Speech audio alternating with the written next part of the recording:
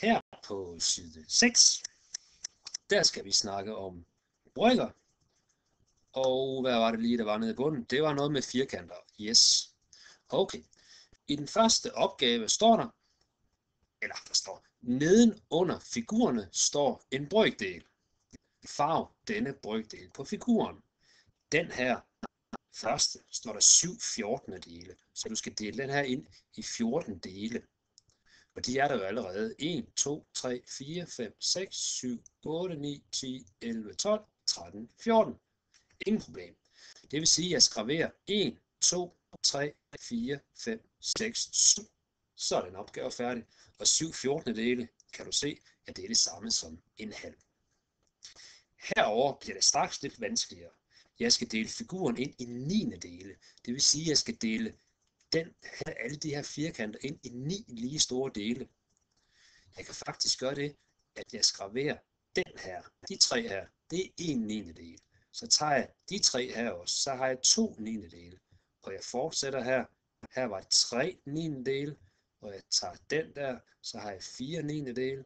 Og hvis jeg tager den her med, så har jeg 5/9 dele, og så videre, og så videre, og så videre. Så det vil sige, at hvis jeg lægger 3 af dem her sammen, så har jeg 1/9 dele.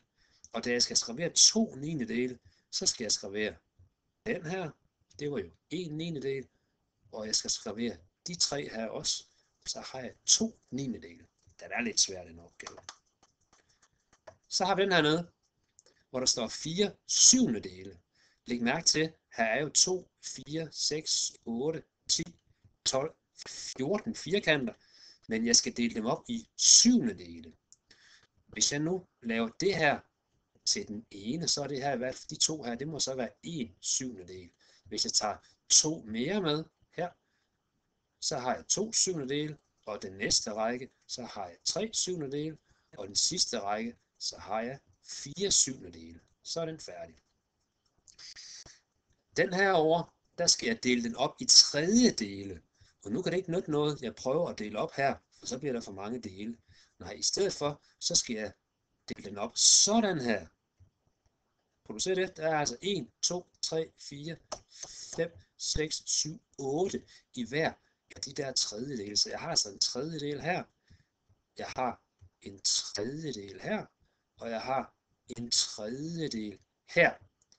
Og jeg skulle skravere 2/3. Det vil sige, at jeg skal skravere dem her. Det var den ene tredjedel. Og jeg skal skravere den her også. Så har jeg skraveret 2/3. Så skal vi ned og snakke om firkanter. Vi har lavet en skør huskeregel på min klasse for, hvordan man kan kende forskel på et rektangel og et kvadrat. Du leger simpelthen, at du går i børnehaveklasse eller 1. klasse, og du skal til at klappe stavelser. Først skal vi klappe, hvor mange stavelser der er i kvadrat. Undskyld, start lige forfra. Hvor mange stavelser der er i kvadrat. Kvadrat. Der er 2. Så skal vi klappe stavelser i rektangel. Rektangel. Der var 3. Det vil sige, at der var flest stavelser i rektangel. Og rektangel, det er den aflange. Et kvadrat, det er en firkant, der er lige lang på alle sider. Så det vil sige, at den her er jo aflang, så den må være et rektangel. Der var 3 stavelser i, så den er lang. Der står her, hvad kaldes figuren herunder? Sæt kryds ud for det rigtige. Og da den her hedder et rektangel, så skal der være kryds her. Hernede står der, at jeg skal tegne et kvadrat. Det vil sige, at jeg tager min lineal, og så laver jeg en firkant med rette vinkler, som skal være lige lang på alle sider. Det kunne fx være 2 cm her, 2 cm der, 2 cm her og 2 cm der. Slut på side 6.